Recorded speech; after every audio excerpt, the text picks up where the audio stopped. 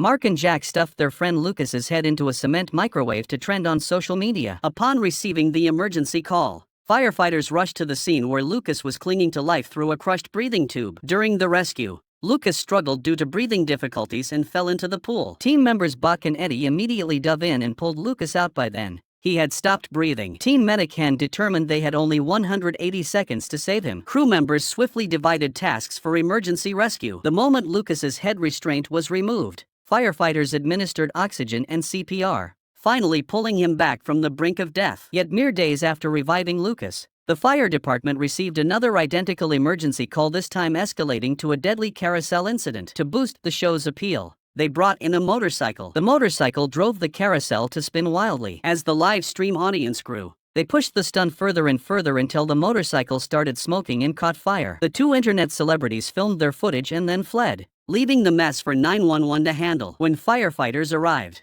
the carousel was still spinning, and those two had long since gone into hiding. The team immediately extinguished the fire and worked together to stop the spinning platform. The paramedics' pupils dilated in shock upon seeing Lucas's dislocated eyeball. That rotation speed could turn brain matter into milkshake. Lucas's cerebral blood flow had reversed. Immediate intracranial pressure reduction was crucial to prevent stroke. Saline injections combined with eye medication worked in tandem. When the eyeball popped back into its socket, Lucas regained consciousness. Captain Bobby dragged the viral brothers from the bushes, gifting them a pair of silver handcuffs. Their traffic-boosting formula finally transformed into a prison-wear styling guide. When three workers were buried in a collapsed foundation, struggling for life, firefighters swiftly deployed a ladder truck. They inflated the fire hose into a high-altitude descent channel. This hose allowed the heroes to reach the abyss without capes. Two workers pinned under boulders were quickly rescued. But when Deputy Kelly crawled into the most dangerous lower level, he discovered Peter's legs crushed by rocks and massive internal bleeding. The fatal opening was blocked by rebar. Forced removal risked secondary collapse. The team resorted to limited cutting while Ryder decisively entered to calm Peter, promising they would rescue him. The sparks from their cutting above flickered like desperate fireflies. Then,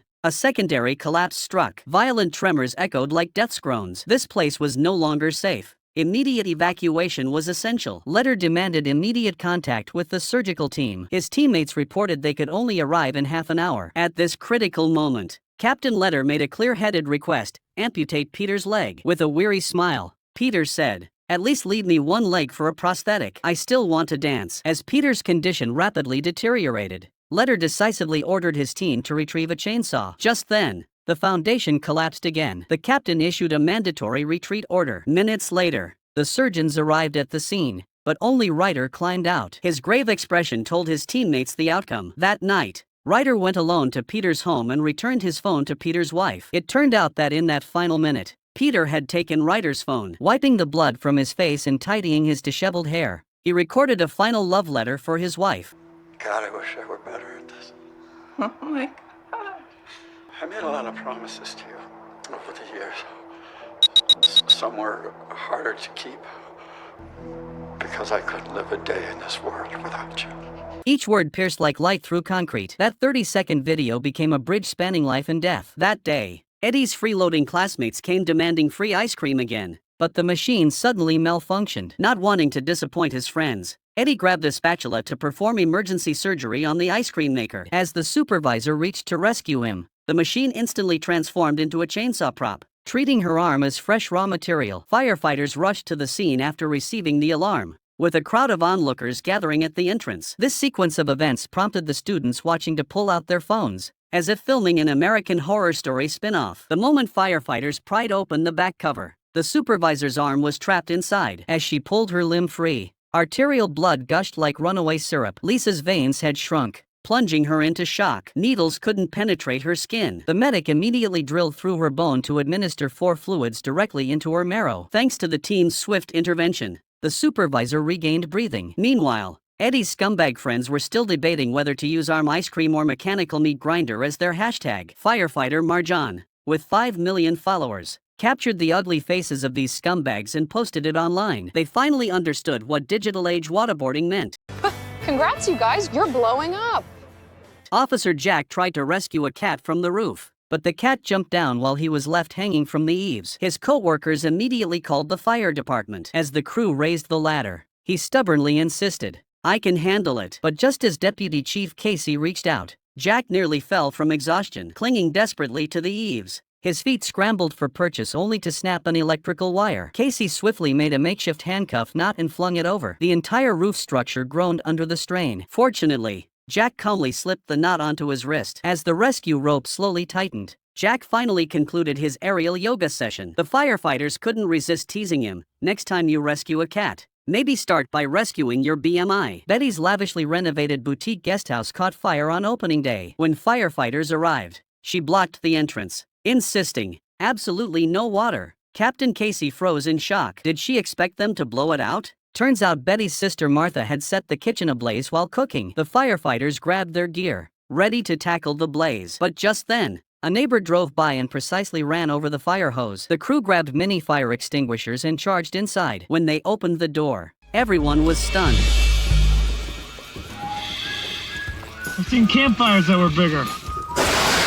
The next day, Betty called again. This time the flames had escalated to IMAX 3D proportions. Betty escaped, but Martha was trapped inside. Firefighters blasted the blaze with hoses. Just as crew member Amy removed her helmet, a sudden fireball nearly scorched her hair into a new style. A veteran firefighter immediately pinpointed the source, an open gas valve. Just then, an explosion erupted from the adjacent room. Bordeaux wine from the storage turned into a firebomb, sending shards of glass flying like shrapnel across the room with Martha trapped inside. I'm gonna die! Get me out of here, please! Ignoring his teammates' pleas, Andy charged into the inferno under a hail of bullets. His protective suit was slashed to shreds, worse than Martha's apron. Martha's thigh bore multiple lacerations. Andy shielded her as they retreated to safety, only for her breathing to cease the very next second. Martha's face turned blue. Oh no, she inhaled some glass. Go! Basic first aid proved futile. The medic decisively performed a tracheotomy, pairing it with relentless CPR. Okay, we got her! Just right, she's breathing! Though the guesthouse had become a charred art gallery, Betty clutched her sister and wept as if winning the lottery. Sarah stumbled toward safety only to be swallowed by a fist-sized hole, deadly timing a truck barrel toward the gap. At that critical moment, passing firefighter Chandra threw herself in front like a human shield. Miraculously, fate spared them this time. Arriving teammates marveled at Chandra's bravery just as they prepared to rescue Sarah. Or a pothole. That could turn into a sinkhole. Teammate Jay insisted everyone secure themselves with safety lines first. As two female teammates prepared to pull Sarah out, she suddenly screamed. Jason keenly noticed the pit's edge was as rough as sandpaper. Forcing her out would tear her thigh. Even worse, just as teammates pulled out tools to dig, Jason quietly warned that secondary trauma could trigger complex regional pain syndrome in Sarah. Did you just say lose my leg? Is that true? As Sarah's emotions threatened to spiral, Chandra immediately stepped in to calm her and accidentally uncovered a shocking secret. It turned out this girl had planned to confess her feelings to her best friend that very day. Chandra instantly switched into matchmaker mode, her digging motions practically radiating pink bubbles. Sarah felt it was fate, and the ultimate twist was that God promptly delivered her best friend right to her. Sarah felt utterly humiliated and couldn't bear to look up. Yet her crush suddenly burst from the crowd and kissed her right there. When firefighters finally pulled them out, this newly formed couple's sweetness rivaled the iconic Titanic scene. A high-rise fire raged as firefighters evacuated residents. Thick smoke slithered like black serpents. Mary complained the stairwell was too choking. Defying firefighters' warnings, she secretly took her child through a shortcut. When everyone gathered at the safety point, firefighters realized the mother and child were missing. They immediately rushed back. A colleague then reported that Elevator 3 had stopped on the 18th floor, news that sent chills down everyone's spine. Risking their lives, the team charged back to the top floor, now a fiery inferno. With the blaze completely out of control, the captain ordered an immediate retreat. Just as despair gripped the team, the elevator suddenly resumed operation. Every firefighter clenched their fists. As the elevator doors slowly opened, a wave of heat engulfed them, carrying the acrid smell of burnt flesh. When the smoke cleared, the firefighters saw two charred figures clinging to each other like sculptures. The mother had maintained her protective stance until death, but her child had long since ceased breathing in the 300 degrees Celsius inferno.